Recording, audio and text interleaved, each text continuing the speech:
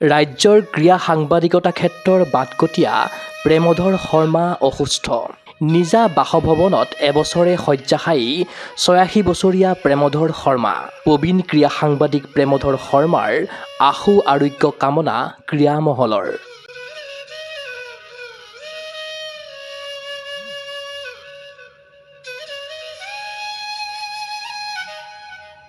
অসমৰ ক্ৰীড়া জগতৰ এক পৰিচিত নাম প্ৰেমধৰ শৰ্মা। তেওঁ একাধাৰে এগৰাকী ফুটবল খেলুৱৈ, ফুটবল ৰেফাৰী, ক্ৰীড়া সাংবাদিক, ক্ৰীড়া সংগঠক আৰু ফুটবল খেলৰ ধাৰাভাষ্যকাৰ।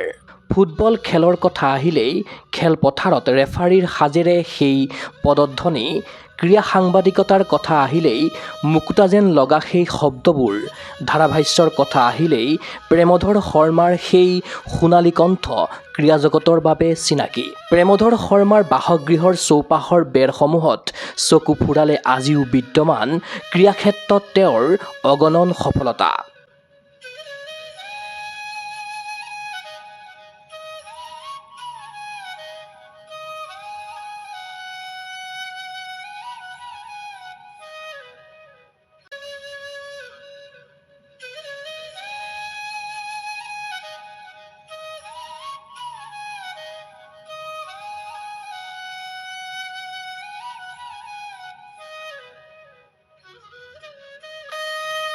সেইগৰাকী ৰাজ্যৰ ক্ৰীড়া সাংবাদিকতা ক্ষেত্ৰৰ পুৰোধা পথিকৃত প্ৰেমধৰ শৰ্মা যোৱা এবছৰে মহানগৰীৰ পাণবজাৰস্থিত নিজা বাসগৃহত শয্যাশায়ী হৈ আছে।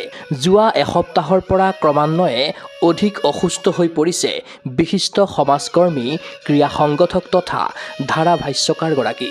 এসপ্তাহ ধৰি মুখেৰে গ্ৰহণ কৰা নাই কোনো খাদ্য। নাকত স্থাপন কৰা বিশেষ নলীৰ জৰিয়তেহে কেৱল দালিৰ পানী, ডালিমৰ ৰস, গাখীৰ আদি খাদ্য হিচাপে গ্ৰহণ কৰিছে প্ৰবীণ ক্ৰীড়া সাংবাদিকগৰাকীয়ে। এই সময়ত কাষত থাকি শুশ্ৰূষা কৰি গৈছে প্ৰেমধৰ শৰ্মাৰ ভাৰ্যা বীণাপাণি দেৱী আৰু পুত্ৰই। মানে এবছৰ যোৱা নৱেম্বৰতে আমি হস্পিটেলত নিলোঁ DMCত। তাৰপৰা যাওঁতে ধুনীয়া খোজকাঢ়ি গ'ল, কিন্তু আহোঁতেতো আহিব নোৱাৰিলে উঠি। তাতে নহয় তেওঁলোকে 30টা দিলে চেলাইনকেইটা খাই ল'লে, কিবা ক'লে। 12 দিন থাকিছোঁ আমি তাতে হস্পিটেলত। তাৰপিছত উঠি আহোঁতে আহিব পৰা নাই। তাৰপিছৰ পৰা আৰু তেওঁ খোজকাঢ়িব নোৱাৰে, কিবা কৰিব নোৱাৰে। এই হুইল চেয়াৰত ঘূৰি আছিল, বহিবও নোৱাৰা হৈ গ'ল লাহে লাহে।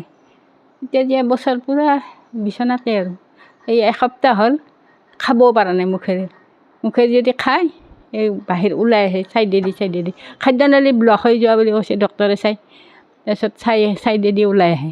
এতিয়া আৰু নাকত পাইপ লগাই লিকুইড একদম দাইলৰ পানী, তাৰপিছত এনচিয়ৰ, ডালিমৰ ৰস, গ্লুকন-ডি, গ্লুক'জ, গাখীৰ এইবিলাক খুৱাই আছোঁ। যোৱা 10-12 বছৰৰ পৰা ডিমেনচিয়াত ভুগিছিল তেওঁ। স্মৃতিশক্তি লাহে লাহে হ্ৰাস পাইছিল প্ৰেমধৰ শৰ্মাৰ।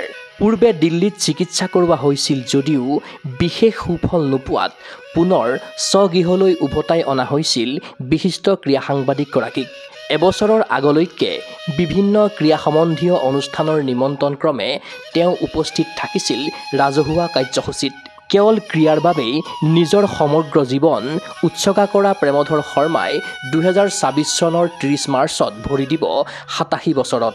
স্মৃতিশক্তিয়ে অসুবিধা কৰিলেও শয্যাশায়ী হোৱাৰ আগলৈকে ক্ৰীড়া জীৱনৰ কথাবোৰৰ জৰিয়তে স্মৃতিৰ বুকুচাত উঠি তেওঁ উভতি যাব বিচাৰিছিল অতীতলৈ। মানুহ চিনি নাপায়। আজি বহুত ডিমেনচিয়াটো তেওঁৰ আজি 10-12 বছৰ মানে হ'ল হোৱা। ট্ৰিটমেণ্ট আমি দিল্লীত নিলোঁ। দিল্লীত ডক্টৰে কৈছে ট্ৰিটমেণ্ট নাই, আপোনালোকে একো নাই, ঘৰতে ৰাখি থাক, ভালকৈ ঘৰত ৰাখিব। তাৰপিছত আৰু বেছি হ'ল যেতিয়া, ৰাতি উঠি যাব ওলাই, নুশুৱে, এই ঘৰত যায় কাপোৰ কানি বান্ধি লয়। তাৰপিছত তেতিয়া জয়ন্ত দাসক দেখালোঁ। তেওঁ এটা দিলে টেবলেট, খুৱাই আছিলোঁ। খুৱাই থাকোঁতে বহুতখিনি ভাল পাইছিল। ৰাতি শুইছিলোঁ, কিবা হৈছিল, হৈ এতিয়া আৰু এনেকুৱা হ'ল। গৈয়ে আছিল, এবছৰ পৰা নাই, এক বছৰ বিচনাত গৈয়ে আছিল। কিন্তু লগত যাব লাগে মানুহ।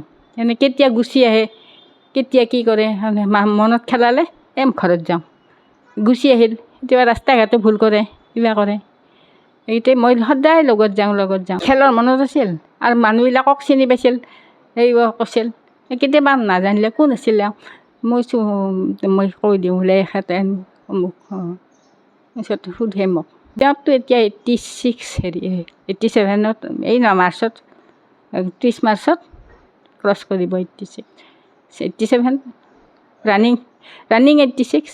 যোৱা এবছৰৰ পৰা শয্যাশায়ী হোৱাৰ পাছত পাণবজাৰৰ বাসগৃহত উপস্থিত হৈ বিভিন্ন সন্থাই তেওঁক সম্বৰ্ধনা জনাই যাচিছে শ্ৰদ্ধা আৰু সন্মান। বৰ্তমান অসুস্থতাৰ খবৰ ল'বলৈ ইজনৰ পাছত সিজন তেওঁ কাষলৈ আহিছে শুভাকাংক্ষী, কিন্তু কাকোৱে মাত দিব পৰা নাই এসময়ৰ সোণালী কণ্ঠৰ ধাৰাভাষ্যকাৰ প্ৰেমধৰ শৰ্মাই। উল্লেখ্য যে প্ৰেমধৰ শৰ্মা আছিল অসম কাবাডী সন্থা আৰু অসম অলিম্পিক সন্থাৰ ক্ৰমে প্ৰতিষ্ঠাপক সম্পাদক আৰু উপসভাপতি। অসম ক্ৰীড়া সন্থাৰ এগৰাকী সক্ৰিয় কৰ্মকৰ্তা হিচাপে সন্থাৰ ফুটবল সম্পাদক, টেবুল টেনিছ সম্পাদক হোৱাৰ উপৰি সহকাৰী সম্পাদকৰো দায়িত্ব পালন কৰিছিল প্ৰেমধৰ শৰ্মাই। 1965 চনত দৈনিক অসম বাতৰি কাকতত ক্ৰীড়া সাংবাদিক ৰূপে যোগদান কৰি 2003 চনত অৱসৰ গ্ৰহণ কৰে অসমৰ ক্ৰীড়া সাংবাদিকতাৰ বাটকটীয়াগৰাকীয়ে।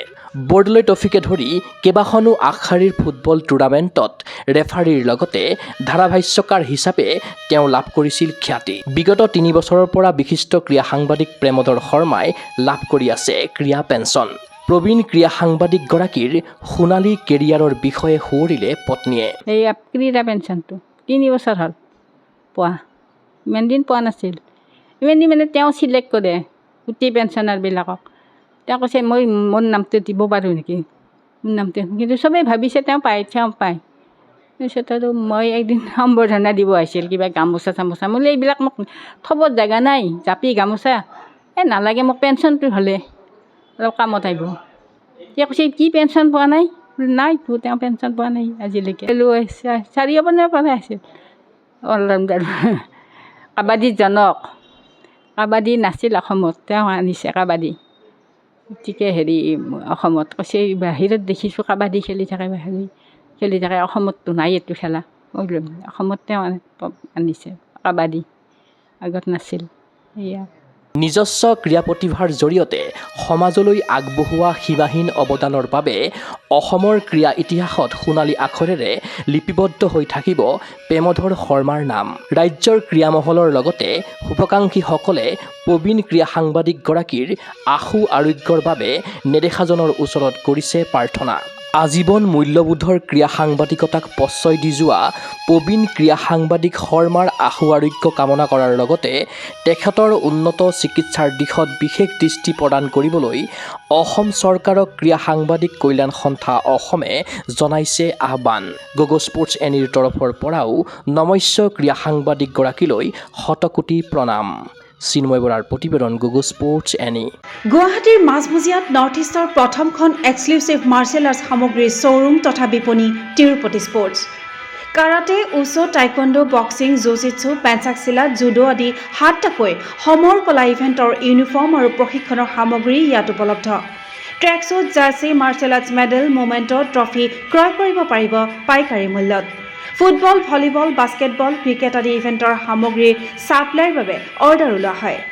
কাৰাটে, টাইকোৱাণ্ডোৰ নেশ্যনেল ফেডাৰেশ্যনৰ দ্বাৰা এপ্ৰুভড ব্ৰেণ্ড আৰু আপ টু ডেট সামগ্ৰীৰ বাবে একমাত্ৰ বিশ্বাসযোগ্য আৰু নিৰ্ভৰযোগ্য প্ৰতিষ্ঠান। ঠিকনাটো হৈছে doctor B Barua road, house number 52, first floor, Ulubari, Guwahati 7। Phone number 9085083493। Email sanju_regal@rediffmail.com।